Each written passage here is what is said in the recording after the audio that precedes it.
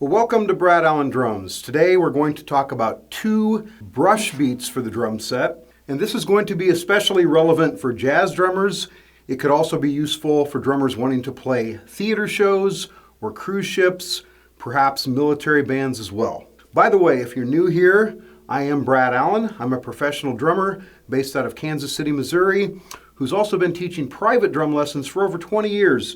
And now I'm doing my best to pass along all that knowledge to you. All right, I've got a little bit of an unusual way of teaching this ballad brush beat. First thing I'd like you to do is stand up, and I want you to do this like you're swimming, and do it in time. So count quarter notes out loud like this. 1, 2, 3, 4.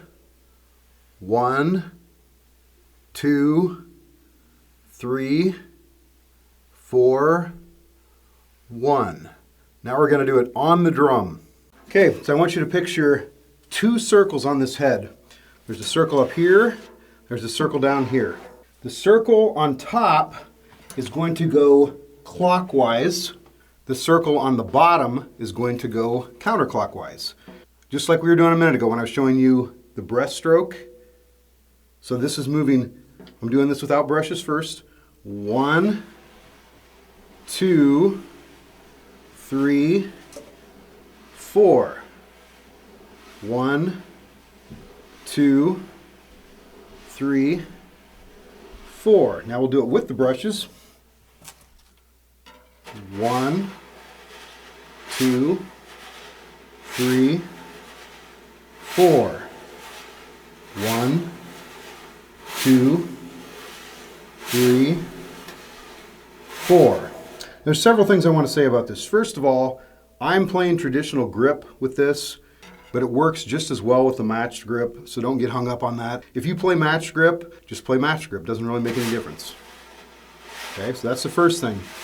The other thing is, I turn my snares off when I do this. That's what I've always preferred. Some drummers have different preferences, so you should experiment and see what you like. To me, that gives you a more subtle sound.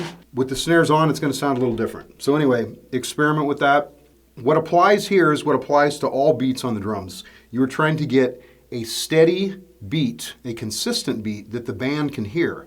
And so that's why we want it to be very, very consistent. We want to hit all the downbeats at the top of the circle every time. And what I do a lot of times is I put a little pressure with both brushes, so you get that kind of sound.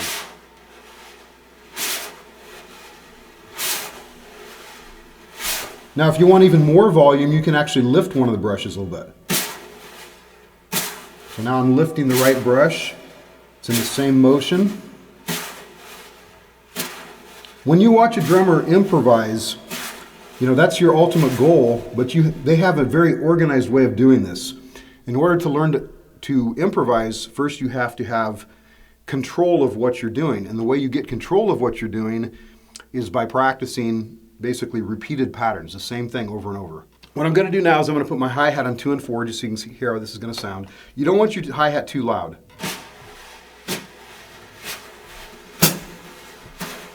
You can comp with the bass drum just like you would if you're playing with sticks.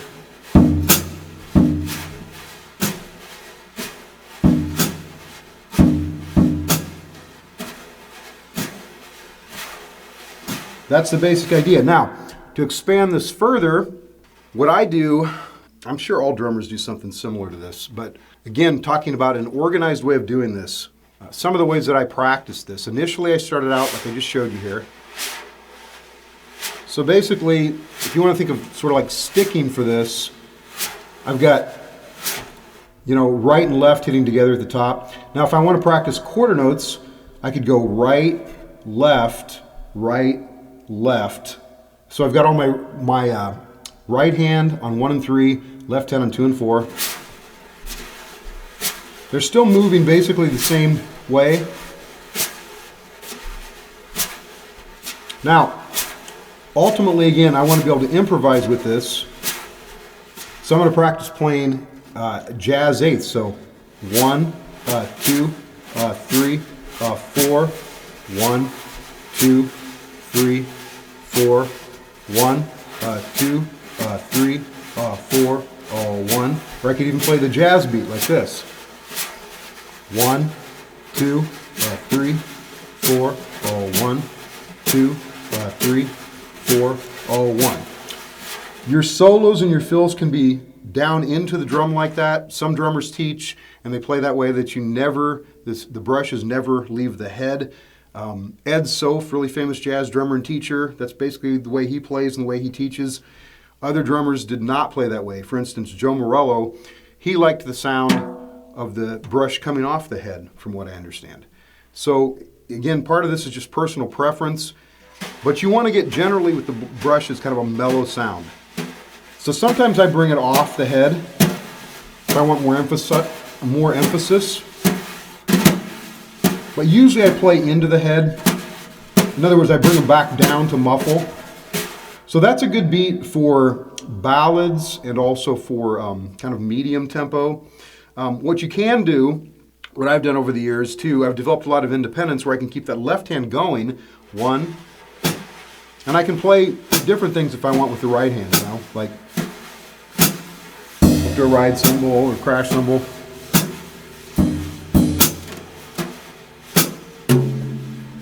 But that left hand keeps going all the time because I've got a lot of independence there. I can do kind of rolls with my right hand sometimes. Different things with this.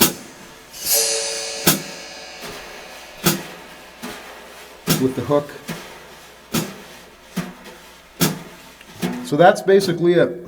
So practice first this way, and then practice maybe 1, 2, 3, 4, and then jazz eighths, 1, 2, 3, 4, and then 1, 2, 3, 4, 1. And eventually improvise it.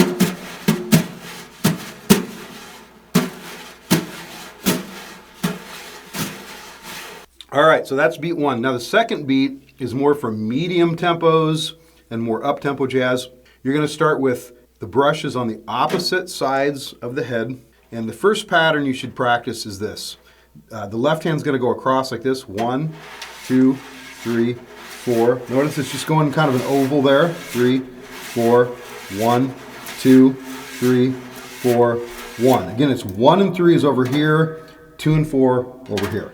The other brush is going to be just the opposite, and it's going to go 1, 2, 3, 4, 1, 2, 3, 4. When you put them together, 1, 2, 3, 4, 1, 2, 3, 4, 1, 2, 3, 4, 1. Now, if I want to get the jazz rhythm in there, it's going to sound like this. 1, 2, 3, 4, 1, 2.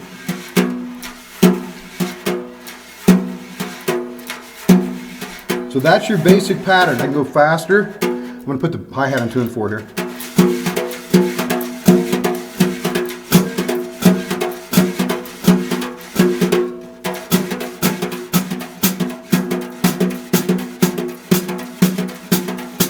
Now, learning to improvise with that. 1, 2, 3, 4, 1, 2, 3. Ah! 1, 2, 3, 4, 1, 2. Ah!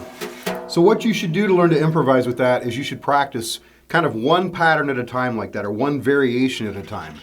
Maybe one little variation on the 1, 2, 3, 4, 1, 3.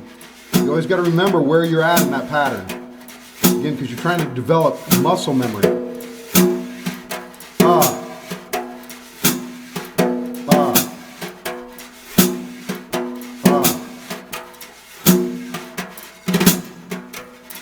And then eventually practice improvising with that a little bit. Get your bass drum in there.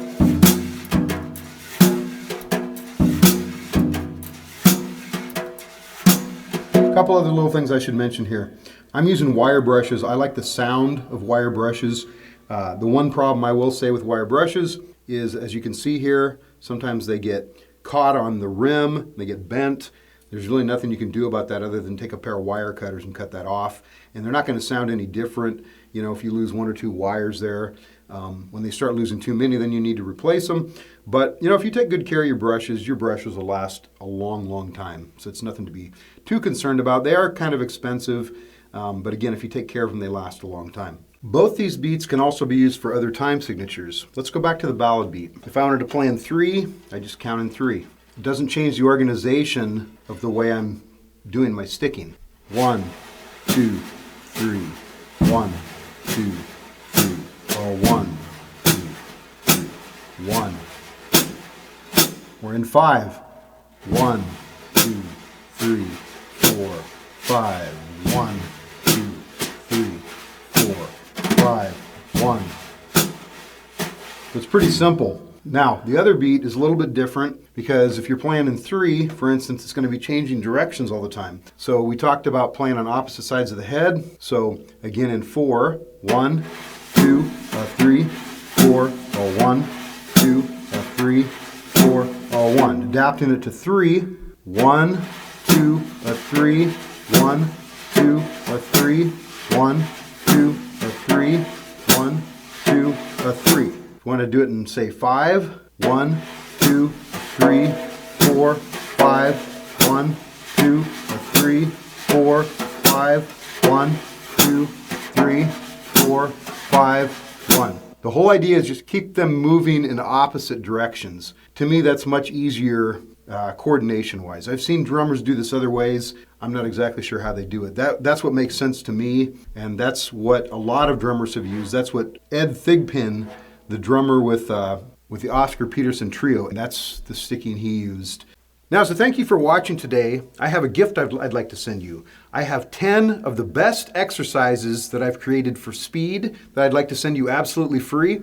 And these are the same exercises that helped my student Matthew Lam win a fastest hands drumming competition 2 years in a row. Just follow the link in the video or in the comments below, and we'll see you for the next video.